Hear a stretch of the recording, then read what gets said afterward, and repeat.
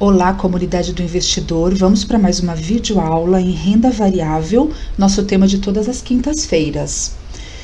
Vale a pena reinvestir os dividendos? Ou já que o meu objetivo é uma renda extra, uma renda passiva, eu retiro este valor dos dividendos e utilizo para outras finalidades na minha vida? Então vamos fazer uma brincadeira hoje, uma simulação, e aí cada um conclui o que é melhor para si.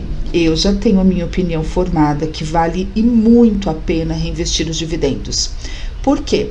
Poder dos juros compostos. Vamos lá? Uma pequena introdução aqui. Você já parou para pensar que arma poderosa que são os dividendos?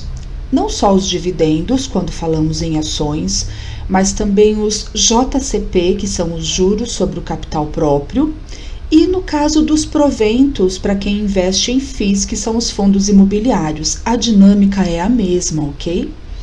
Além de ser uma fonte de renda adicional, eles também nos ajudam a minimizar, a suavizar os prejuízos naqueles momentos, períodos de queda da bolsa, dos nossos ativos, quando a nossa carteira ela apresenta um certo prejuízo. Então, o reinvestimento dos dividendos também nos ajuda a minimizar esse impacto, que ao longo do tempo vai sendo diluído. Então, para que é importante, é interessante a questão dos dividendos, no caso de você ser um investidor que pode ficar um prazo maior com seus investimentos, que tem uma carteira de longo prazo, que utiliza, por exemplo, como estratégia para uma aposentadoria ou para uma renda passiva no futuro, enfim. Aqui nós estamos trabalhando com o que eu chamo de horizonte temporal, ou seja, com um período de investimentos de longo prazo. A gente sempre pensa a longo prazo, no mínimo, algo acima de 5 anos, tá? Por quê? É um tempo interessante para que a gente já esteja recebendo uma boa quantia em dividendos. Mas o nosso exercício aqui, a simulação, ele vai para um horizonte bem mais amplo. A gente está falando mesmo de um investimento para futuro, para que a gente consiga entender de uma maneira bem prática o trabalho dos juros compostos. Os juros compostos atuam sempre a favor do tempo. Então, o tempo aqui, ele tem uma dinâmica essencial para que a gente entenda esse funcionamento, combinado? Então, faz diferença ou não faz reinvestir os dividendos?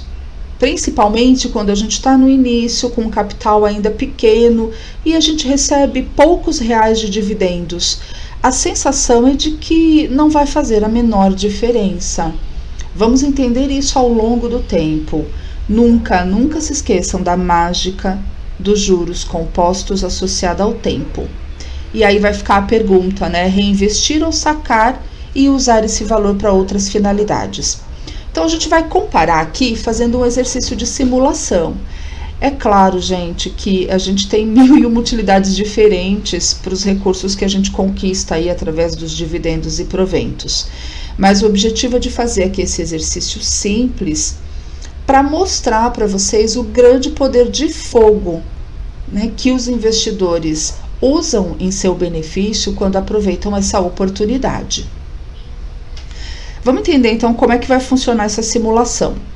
Primeiro ponto importante, a gente está trabalhando aqui em longo prazo para entender essa dinâmica de juros compostos versus tempo, e a gente vai utilizar um horizonte temporal aqui de 20 anos. A gente vai fazer uma simulação com dados reais aproximados, considerando o período de 1999 a 2019, que é o último ano que nós temos completo aqui, Então, a gente vai supor aqui na nossa simulação, nesse cenário hipotético, que lá no início, de 1999, lá em março, enfim, no começo do ano, a gente tomou a decisão de investir, montando uma carteira com ações.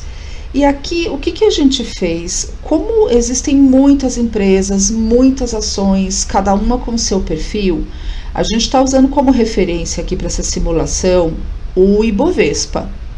Então, é como se eu tivesse decidido investir numa carteira de ações que seja exatamente igual à composição do índice Ibov, do Ibovespa, que é o nosso principal índice, tá bom? É só para efeito de simulação. Isso lá naquela época, né, para eu montar uma carteira que espelhasse as mesmas ações que naquela época compunham o índice Bovespa, eu precisaria ter um montante aí de quase 11 mil reais, um pouco mais aí do que 10 mil reais lá na época, tá? Em 1999. E aí de lá para cá as ações vão pagando os dividendos. A gente sabe que ações não têm um prazo específico, uma periodicidade fixa, depende muito da empresa e das decisões que são tomadas ao longo do tempo nas suas assembleias, mas ao longo desse tempo a gente vem recebendo esses dividendos. E aí nós temos dois cenários. O cenário 1 é quando eu resolvo reembolsar, ou seja, eu utilizo esse dinheiro proveniente dos dividendos para outras finalidades na minha vida. Vou gastar, vou utilizar aí de outra forma que não reinvestir. Se eu não estou investindo, eu estou gastando. É simples assim. E o cenário 2, onde cada vez que eu recebo os dividendos, eu reinvisto nessa mesma carteira inicial com as ações lá que compõem o IBOV, que é o exercício aqui, a simulação que a gente se propôs a fazer. Então, vamos falar um pouquinho sobre o crescimento do capital. O que acontece? A gente vai para efeito de simulação aqui, focar mais no cenário 2. E aí a gente vai simular um exercício para que a gente consiga verificar qual que teria sido o meu rendimento durante esse período de tempo que eu fiquei reinvestindo. Para que a gente tenha dados reais, mesmo que aproximados, é claro que a gente tem que olhar para o passado e aproveitar todas as estatísticas e as informações que nós temos. E é sempre importante também lembrar que a gente está fazendo uma simulação olhando para o passado e que em renda variável a gente não tem absolutamente nenhuma garantia de que isso vá se replicar dessa forma para o futuro.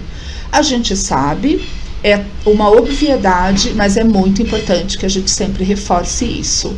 Mas nós temos a história a nosso favor e nós temos um horizonte de 20 anos. Então, é uma base muito sólida para que a gente tome decisões, ok? Então, vamos lá. A gente vai focar, então, nesse cenário onde eu vou ficar reinvestindo. E uma informação importante. Nesse exercício fictício, os dividendos, eles foram calculados a partir do dividend yield, que a gente tem aquela abreviação lá de DY, que a gente vê muito aí em mídia, em artigos que a gente costuma ler. Tá? Mas eles foram calculados a partir do dividend yield do IBOV, do Ibovespa, tá? Que é a relação de dividendos pagos pelo valor do índice. Por que a gente está simulando assim? Porque no IBOV a gente tem representadas um grupo, né, das ações com maior liquidez e com maior volume de negociação. Então, é uma amostra o mais próximo possível quando nós falamos em renda variável. Tá? É uma referência, um benchmark. Então, por isso que a gente está utilizando aqui na simulação, tá bom? Então, o dividend yield sempre tem aquela relação do valor pago em relação ao preço atual do ativo, que neste caso aqui é o do índice, o valor do índice. Tá? E aí a gente vai supor nesse nosso exercício que ao final de 20 anos, né, a gente começou lá no início de 1999, e agora aqui no início de 2019, 20 anos depois, eu decido sacar, né, retirar todo o meu dinheiro investido para algum uso particular que não vem ao caso aqui. Qual vai ser o resultado? Aqui a gente tem um gráfico, dados os devidos créditos aqui para quem montou essa informação com dados da Bloomberg. Então, a gente está trabalhando aqui com dados reais, ok? E aí, olha o que nós temos, gente. Lembrando que a gente partiu lá de um investimento aproximado de R$ 10.700 em 1999. Se eu tivesse apenas mantido meu investimento e cada vez que os meus dividendos fossem pagos, eu utilizasse para outras finalidades, no final desses 20 anos, eu teria R$ 97.587 de capital acumulado. Neste primeiro cenário, onde eu não reinvesti os dividendos, eu teria tido 812% de retorno de rendimento, ok? Agora, no cenário 2, onde eu faço sempre o reinvestimento dos dividendos e juros sobre capital, eu teria um patrimônio acumulado nada mais, nada menos de R$340 mil, 225, onde eu tive um rendimento acumulado, né, com o trabalho dos juros compostos de 2.965%, gente. É uma diferença brutal. Aqui nós estamos falando dos mesmos R$10 mil iniciais, valor aproximado, sem novos aportes. Aqui nós estamos falando somente do aporte inicial, com o trabalho dos juros compostos, sendo que os dividendos estão sendo reinvestidos. Imaginem isso num cenário onde, além de reinvestir os dividendos, fazemos aportes frequentes. Este estudo é só com o acréscimo dos dividendos. Um resumo, então, do que a gente entende aqui dessa simulação. É claro que é muito importante a gente reforçar que esse gráfico está trazendo um rendimento bruto, então eu não tenho aqui descontados eventuais impostos, taxas que são cobradas nas operações, só que de qualquer forma, tanto no cenário 1, quando eu não reinvisto, quanto no 2, as taxas cobradas iam ser as mesmas, então não vai ter um impacto diferente, né, que seja significativo no resultado principal desse exercício, que é a gente identificar a diferença dos retornos. Então, ao longo de 20 anos, né, quando eu fiz um investimento lá de aproximadamente R$10 mil, eu teria tido R$97 mil no cenário em que eu uso e gasto os dividendos, ou mais de R$340 mil no cenário onde eu reinvesti os dividendos na bolsa.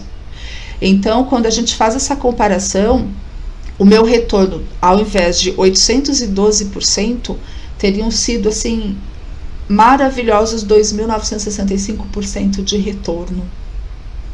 Muito mais do que o dobro, porque é o efeito em cascata, né? O reinvestimento dos dividendos numa carteira, o que acontece? Além de aumentar o capital, ele me permite que eu tenha mais dividendos ainda para receber no futuro, porque eu recebo o dividendo, com este valor eu compro novas ações que são pagadoras de dividendos e eu vou criando um efeito cascata. É claro que isso é só um exercício simples, é fictício, embora seja embasado em dados reais, considerando que a gente é um investidor de longo prazo, a gente está fazendo a brincadeira aqui num período de 20 anos, mas muitos de vocês já contribuem, por exemplo, com o INSS há muito mais tempo do que isso, ou há um tempo muito aproximado, sem opção de escolha, porque o INSS é obrigatório, é descontado direto da fonte, na folha de pagamento, sendo que a gente não tem, infelizmente, né, falando de maneira muito real, muito prática, um benefício real como retorno disso, desse dinheiro que nos é tirado mensalmente, direto da folha de pagamento, tá bom? Então é um exercício simples, sim, mas a gente considera que esse investimento de longo prazo, considera que a gente não fez retiradas nesse período, principalmente aí nesses momentos de crise, como o atual que a gente está vivendo no ano de 2020, que a gente se manteve firme no propósito, né, e com equilíbrio emocional para administrar a renda variável. E um outro fato importante, a gente consegue reproduzir esse exercício, essa simulação em vários períodos da história, períodos diferentes, só que o resultado sempre vai ser significativamente maior quando a gente faz o reinvestimento. A gente pode brincar, jogar isso em outros períodos da história, com outras crises que também ocorreram, e o resultado é sempre o mesmo. A diferença de reinvestir ou não sempre é enorme. Vamos imaginar agora um outro cenário para a gente finalizar. Vamos supor que eu sou um investidor muito conservador, que eu até tenho a minha carteira lá de dividendos, mas que isso me gera ansiedade e preocupação, eu tenho um perfil mais conservador. E aí o que acontece? Eu decido, ao invés de reinvestir os dividendos na própria carteira, que são lá compostas pelos ativos do IBOV, eu faço de uma forma mais conservadora. Eu pego sempre os dividendos e vou reinvestir lá em renda fixa, em ativos que remuneram 100% do CDI. Estou colocando um cenário aqui que para mim particularmente nem faz muito sentido, mas porque eu tenho um perfil mais arrojado, mas respeitando quem tem aí um perfil conservador e que fica ainda com aquela ansiedade, aquela dúvida, e que prefere, se sente mais confortável, e não há nada de errado nisso, de ter lá uma boa parcela do seu investimento, do seu capital, num porto mais seguro, que ele considera isso a renda fixa. Então a gente faz essa brincadeira aqui, onde eu reinvisto os dividendos lá numa renda fixa com remuneração 100% do CDI. No final desse mesmo período, aqueles R$ 10.700 iniciais teriam sido transformados numa carteira que tem um valor de capital acumulado de R$ 250.400. Também um retorno de 2.155% quando a gente compara com o investimento inicial. Então, mesmo que eu faça esse retrocesso, ou melhor, esse passo inverso de reinvestir em renda fixa, eu ainda tenho um diferencial enorme, é a questão dos juros compostos sempre. Então, entre reinvestir ou não reinvestir, eu costumo brincar que eu não devo nem ter esta dúvida. Eu posso ter uma dúvida de onde reinvestir, mas se sim ou não, isso para mim é ponto passivo, já está extremamente bem resolvido aqui na minha mente. E aí a gente tem a representação gráfica da informação que eu acabei de passar para vocês, nesse cenário, onde eu faço todo o reinvestimento, né, dos dividendos, porém numa opção aí mais conservadora, rendendo 100% do CDI. Então, no cenário 1, eu continuo lá com os R$ 97.000, onde eu não fiz o reinvestimento, eu gastei esses dividendos ao longo do tempo. E no segundo cenário, onde eu tenho aí um capital, ao invés de 97.500, de 250.300, acumulado, reinvestindo em 100% do CDI. Então, eu tenho o quê? Quando eu faço reinvestimento de dividendos na mesma carteira de ações, eu tenho mais de R$ 340.000 de capital acumulado.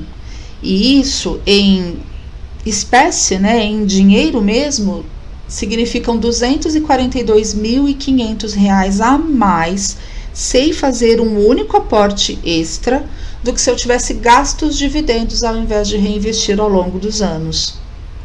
Fica aí a decisão para cada um de vocês, mas os números não mentem, e contra fatos não há argumentos.